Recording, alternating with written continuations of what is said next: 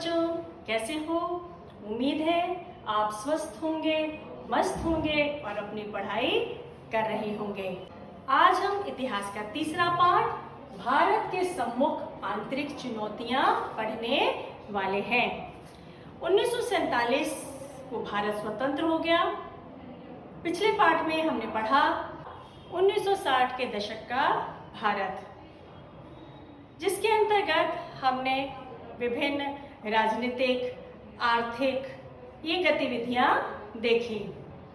भारत के अंदर आज़ादी के बाद बहुत सारी आंतरिक चुनौतियां थीं, जिन्हें दूर करना हमारे देश के लिए बहुत जरूरी था। इनमें प्रमुख जो चुनौतियां थी या समस्या थी वो थी अलगाववादी आंदोलन, पूर्वोत्तर भारत की समस्या, नक्सलवाद, धर्मवाद, संप्रदायवाद, प्रदेशवाद और आतंकवाद। ये जो मुख्य चुनौतियां थी जिनका सामना करना भारत के लिए बहुत जरूरी था, और इन चुनौतियों का, इन मुश्किलों का, इन समस्याओं का हल निकालना बहुत जरूरी था। तो आइए हम पाठ पढ़ते हैं और देखते हैं कि भारत के सम्मुख जो चुनौतियां थीं उनका सामना हमारे राष्ट्र ने, हमारे देश ने किस प्रकार किया। तो चलिए पाठ पढ़ते हैं और समझते हैं कि भारत के सम्मुख कौन कौन सी चुनौतियां थीं और हमारे देश ने उन चुनौतियों का सामना किस प्रकार किया। भारत के सम्मुख आंतरिक चुनौतियाँ। इस पाठ में हम भारत के सम्मुख कुछ आंतरिक चुनौतियों का अध्ययन करेंगे। भारत के सम्मुख अलगाववादी, पृथकतावादी आंदोलन, पूर्वोत्तर भारत की समस्या, नक्सलवाद, धर्मवाद, प्रदेशवाद जैसी आंतरिक चुनौतियां हैं। पंजाब में असंतोष। पंजाब राज्य के प्रमुख राजनीतिक दल अकाली दल ने वर्ष 1973 में आनंदपुर साहिब प्रस्ताव पारित किया। इस प्रस्ताव के अनुसार चंडीगढ़ पंजाब को दें। अन्य राज्यों के पंजाबी भाषाई प्रांत पंजाब में समाविष्ट करें। सेना में पंजाबी भाषियों की संख्या में वृद्धि करें। पंजाब राज्य को अधिक स्वायत्तता दें। ऐसी अनेक बातों की मांग की गई थी। किसने की थी? अकाली दल ने। वर्ष 1977 में अकाली दल ने सत्ता ग्रहण करते ही अपनी पुरानी मांगों के साथ नदी के जल बंटवारे में पंजाब को अधिक पानी दिया जाए तथा अमृतसर शहर को पवित्र शहर का खिताब दिया जाए, ऐसी मांगें रखी। इस प्रकार अकाली दल नित्य नई मांगें अपनी रख रहा था। वर्ष 1980 में पंजाब में स्वतंत्र खालिस्तान आंदोलन ने जोर पकड़ा। इस अवधि में अकाली दल का नेतृत्व संत हरचरण सिंह लोंगोवाल कर रहे थे। वे स्वर्ण मंदिर में बैठकर अपने कार्यकर्ताओं को प्रदर्शन करने के विषय में निर्देश देते थे। स्वर्ण मंदिर के दूसरी ओर कट्टर खालिस्तानीवादी जरनैल सिंह भिंडरावाले के आसपास शस्त्रधारी अनुयायी इकट्ठे होने लगे। इस अवधि में आतंकवादी गतिविधियां प्रारंभ हुई। वर्ष 1981 में संपादक लाला जगत नारायण की हत्या के आरोप में भिंडरावाले को बंदी बनाया गया। इसकी वजह से क्या हुआ? स्थितियां बहुत ही बिगड़ती चली गई। परिणाम स्वरूप वर्ष 1983 में पंजाब में राष्ट्रपति शासन लागू किया गया।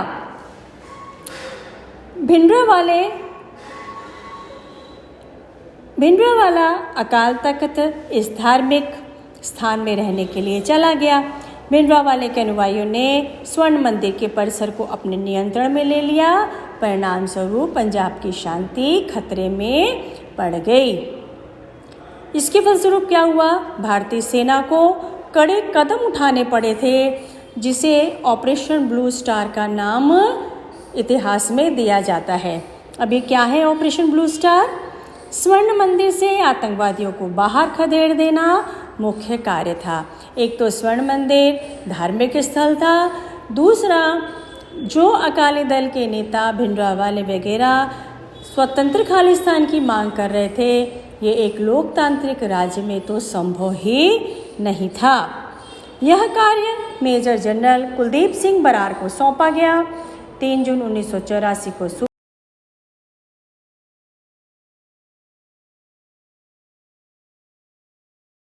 सुबह ऑपरेशन ब्लू स्टार अभियान प्रारंभ हुआ और 6 जून को समाप्त हुआ।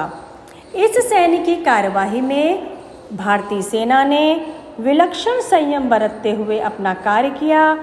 भिंडरावाले के साथ साथ अन्य दूसरे आतंकवादी भी मारे गए। इसके बाद वर्ष 1986 में स्वर्ण मंदिर में पुनः एक बार आतंकवादियों के विरुद्ध कार्यवाही करनी पड़ी। इसे ऑपरेशन ब्लैक थंडर कहते हैं।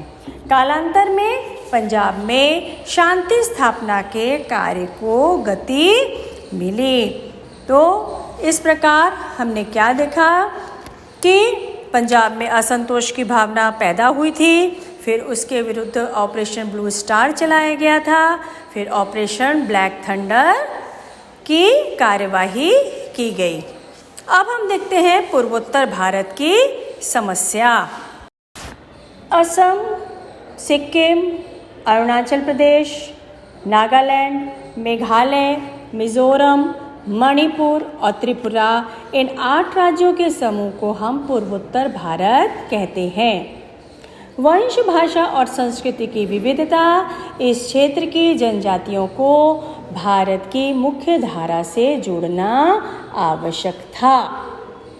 पंडित नेहरू ने 1954 में नेफा, नॉर्थ ईस्ट फ्रंटियर एजेंसी अर्थात पूर्वांचल नामक क्षेत्र का गठन किया। संविधान की 6ठी अनुसूची में इस क्षेत्र के विषय में विशेष प्रावधान किया गया। सन 1965 में इस क्षेत्र का उत्तरदायित्व विदेश मंत्रालय को सौंपा गया। पूर्वोत्तर के इन प्रदेशों को मुख्य धारा में समाविष्ट करने के लिए वर्ष 1971 में पूर्वोत्तर परिषद कानून बनाया गया। इस कानून के अनुसार पूर्वोत्तर परिषद के कार्य निर्धारित किए गए, जिसमें केंद्र सरकार को क्या सलाह देना था? आर्थिक तथा सामाजिक क्षेत्र के समान हित, अंतर्राज्यीय परिवहन और बिजली तथा बाढ़ नियंत्रण। आगे हम देखते हैं मिजोरम के बारे में। मिजोरम पूर्वोत्तर भारत की जनजातियों का अपना एक प्राचीन इतिहास है। मिजो बहुल लुशाई टीलों वाले क्षेत्र के जिलों को सरकार ने प्रशासनिक स्वायत्तता प्रदान की। भाषावर प्रांत रचना आयोग के गठन के बाद स्वायत्त मिजोरम प्रांत की मांग प्रारंभ हुई। 1959 में मिजोरम प्रदेश में पड़े भयंकर अकाल में लोगों की मदद करने वाले मिजो नेता लाल डेंगा ने 1961 में मिजो नेशनल फ्रंट नामक संगठन की स्थापना की। ग्रेटर मिजोरम की मांग करने वाले इस संगठन ने 1966 में स्वतंत्र मिजोरम राष्ट्र की घोषणा की। इस विद्रोह को विफल बनाकर तत्कालीन प्रधानमंत्री इंदिरा गांधी ने 1972 में मिजो बहुल क्षेत्र को संघ शासित प्रदेश का दर्जा दिया। 1985 में प्रधानमंत्री राजीव गांधी और फ्रंट के बीच समझौता हुआ और मिजोरम को स्वतंत्र राज्य का दर्जा दिया गया और लाल डेंगा मिजोरम राज्य के मुख्यमंत्री बने। इस प्रकार हम देख रहे हैं कि आज़ादी के बाद भारत के सम्मुख बहुत सारी आंतरिक चुनौतियां थी। विभिन्न राज्य अपने आप को स्वतंत्र राष्ट्र के रूप में स्थापित करना चाहते थे। नागालैंड, नागा जनजाति की पहचान योद्धा जनजाति के रूप में बनी हुई है। पूर्व हिमालय, नागा टीले, असम तथा म्यांमार के सीमावर्ती क्षेत्र में नागा जनजाति की बस्ती थी। 1946 में नागा नेशनल काउंसिल NNC नामक संगठन की स्थापना हुई। अंगामी जापू फिजो के नेतृत्व में इस संगठन ने स्वतंत्र नागालैंड राष्ट्र की मांग की। 1954 में NSC संगठन ने स्वतंत्र नागालैंड की स्थापना की घोषणा कर दी। इसके विरुद्ध सैनिक कार्यवाही की गई। इस कार्यवाही के बाद NNC और सरकार के बीच हुई बातचीत के परिणाम स्वरूप नागा बहुल क्षेत्र को संघ शासित प्रदेश का दर्जा दिया गया। 1 दिसंबर 1963 को नागालैंड राज्य अस्तित्व में आया। अब हम अगला देखते हैं असम।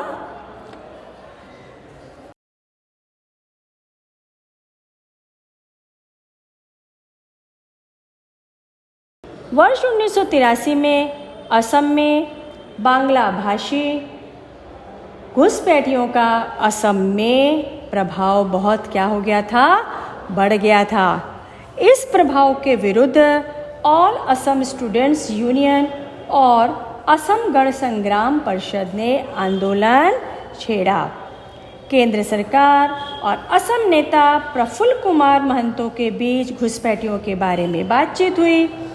इस बातचीत के अनुसार बांग्लादेशियों को बाहर भेजने का निर्णय लिया गया। वर्ष 1986 में असम विधानसभा के चुनाव हुए और असम गण परिषद के प्रफुल्ल कुमार महंतो मुख्यमंत्री बने। इससे असम में शांति प्रतिस्थापित करने में सहायता प्राप्त हुई। अगला हम देखते हैं अरुणाचल प्रदेश। वर्ष 1954 में नेफा क्षेत्र की निर्मित हुई। वर्ष 1972 में इस अरुणाचल प्रदेश उगते सूर्य का प्रदेश कहा जाने लगा। 20 फरवरी 1987 को इसे स्वतंत्र संघ राज्य का दर्जा दिया गया। वर्ष 1960 से 2000 की अवधि में पूर्वोत्तर भारत की यात्रा लोकतंत्र के परिपक्व होने में चलती रही। अब इसका क्या तात्पर्य है? 1960 से 2000 तक की अवधि में भारत के अंदर इतनी ज़्यादा आंतरिक चुनौतियाँ थीं, इतनी हलचलें थीं, इतनी मुश्किलें थीं कि यह जो काल है वह अपने लोकतंत्र को परिपक्व और मजबूत करने में ही निकल गया। यह क्षेत्र केंद्र सरकार द्वारा चलाई गई विशेष योजनाओं, औद्योगिकीकरण और शिक्षा के प्रचार प्रसार के कारण प्रगति पथ पर आगे बढ़ रहा है।